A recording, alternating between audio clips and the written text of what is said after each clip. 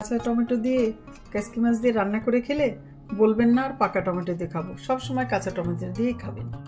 দেখাই কিভাবে করলাম। পেঁয়াজ, কাঁচামরিচ, রসুন আর সব রকম মশলা দিয়ে কষিয়ে নিয়ে দিয়ে দিলাম কাসকি মাছগুলো।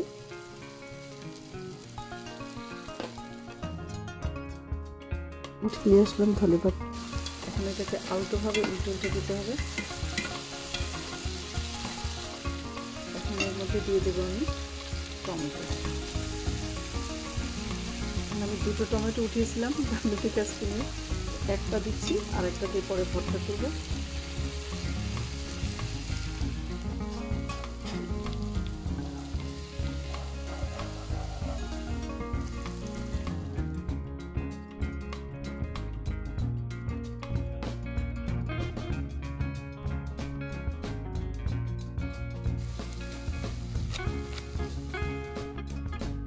পাতিল থেকে উঠিয়ে নিয়ে তাকে দিয়ে দিলাম প্লেটে খাওয়ার জন্য। খেয়ে তো সে বলল অনেক মজা হয়েছে। হয়ে গেল আমার কাঁচা টমেটো দিয়ে আর কাসকি মাছ দিয়ে চচ্চড়ি। আপনারাও বানিয়ে ফেলেন এভাবে। আজকে তাহলে এই পর্যন্তই। আল্লাহ হাফেজ।